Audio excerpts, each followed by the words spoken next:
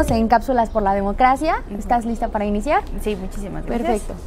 ¿Qué es la cultura cívica?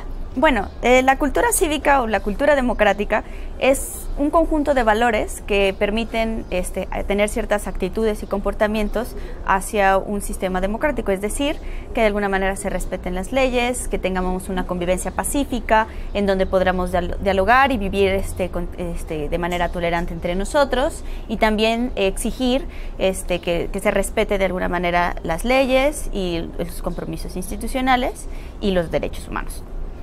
¿Existe entre los mexicanos la cultura cívica? Esa es una buena pregunta. O sea, creo que para empezar, México efectivamente es un sistema democrático, por lo tanto sí se impulsa que haya actitudes y valores hacia el respeto hacia la democracia. La pregunta es más bien qué tan sólida está, y en ese sentido, pues de alguna manera no está tan arraigada. Probablemente por nuestra joven democracia todavía muchos de los valores no se han arraigado, pero también parte del comportamiento de los gobiernos no han fortalecido esa relación. Entonces, más bien creo que hay un poco un desencanto de los resultados de la democracia. Entonces, eso no ha fomentado que se consoliden estas actitudes y comportamientos que respeten la democracia. ¿Cómo hacer para que los ciudadanos participen en la vida democrática del país? Hay que considerar que las elecciones no son la única herramienta para ejercer esa participación. Bueno, para empezar, creo que el ejercicio del derecho al voto es fundamental, pero como tú dices, efectivamente va más allá de las elecciones. Participar, creo que es también un poco como la idea de apropiarnos del espacio público. No necesariamente es retraernos en nuestras casas. Si, por ejemplo, si tenemos derecho a un sistema de salud, no nada más tenemos por qué pagarlo, sino también exigir que sea un buen sistema de salud. O un sistema educativo de calidad, no nada más tendríamos que nosotros pagar, por ejemplo, clases privadas de inglés o clases extras para poder mejorar si tenemos derecho a ellas, ¿no? Ahora, ¿cómo participar? Creo que hay muchísimas formas. Una de ellas, efectivamente, la más sencilla y la más barata, por así decirlo, es ir a votar. El voto de una persona es el mismo independientemente de su situación económica, social o cultural. Pero también hay otras, de alguna manera, como comunicarse con nuestros representantes de partido, presentarles propuestas para poder incidir en el desarrollo de sus políticas públicas, ya sea iniciándolas, evaluándolas o implementándolas. También podemos participar siendo como militantes de los partidos políticos, pues estos partidos forman parte de un sistema del sistema democrático y pueden canalizar las demandas ciudadanas. Creo que hay una nueva modalidad que es participar mediante las redes sociales, que ahora con este medio de comunicación mucho más democrático, en donde somos interlocutores y también somos receptores de la información, pues podemos dialogar directamente con nuestros representantes o con los candidatos y candidatas. Y eso es otra forma de participar en solicitudes, por ejemplo, de change.org o algunas otras plataformas. Por ejemplo, recordemos el ejercicio de la ley de 3 de 3, que lo impulsaron a través de redes sociales. También asistir a manifestaciones, que creo que es una muy clásica, que está un poco más o menos en desuso, pero no deja de ser importante. Escribir en el periódico. También podemos formar parte de estas figuras como testigos sociales, contralorías ciudadanas.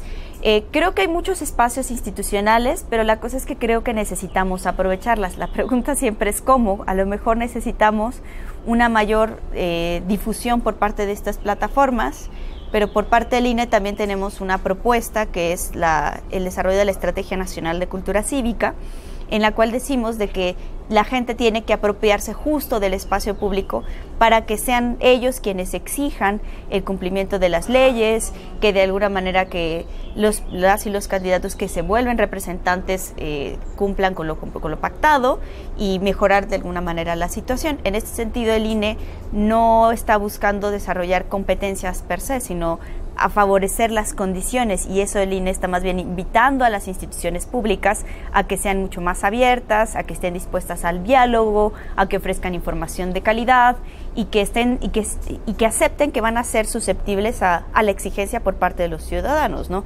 O sea, que no vean como que tú porque te metes en política, tú no deberías o no estás interesado. No, al contrario, el INE quiere buscar que sus aliados estén conscientes de ello y que es un proceso natural. Ahora, entre más lo vean como una actividad normal o regular, es mucho más probable que lo asimilen como un comportamiento propio y se fortalezca la cultura democrática. Perfecto. Según la encuesta intercensal del INEGI en 2015, se registraron poco más de 119 millones de habitantes. Los territorios más poblados son el Estado de México, Ciudad de México y Veracruz. ¿Cómo hacer que se incrementen estas entidades y a nivel nacional la participación ciudadana y que no gane el abstencionismo? Pues más bien esos estados también, si bien son los más poblados, no tienen tantos problemas electorales. Digo, en general la participación en México en términos electorales es como alrededor del 60%, lo cual es un nivel de participación similar a las democracias consolidadas. La situación más bien es que México es un país muy diverso. Entonces, esas entidades, por ejemplo, Veracruz suele tener unas tasas de votaciones relativamente altas, lo cual hace que el abstencionismo no haya ningún problema. En el Estado de México y en la Ciudad de México varía en función del ejercicio. Por ejemplo, en la Ciudad de México, ahora con la Asamblea Constituyente, tuve una participación muy baja, como alrededor de, no superó el 30%. Pero los ejercicios como de, ya donde participan como asamblea, legislaturas o jefes de gobierno, se incrementa la participación. El Estado de México varía en función de las regiones. Pero, por ejemplo, tenemos entidades como el caso de Chihuahua, donde sistemáticamente votan muy poco. O sea, no... La elección de 2012 sí tuvo una participación como el 50%, pero en el caso de las elecciones intermedias, a veces no superan el 30% del umbral, lo cual significa que independientemente de la edad, del género o la sección ya sea rural o urbana, la gente no está votando. Y creo que para poder responder esa pregunta, en el INE nos hemos tratado de contestar de que tiene que ser como algo muy, muy lógico de cada entidad.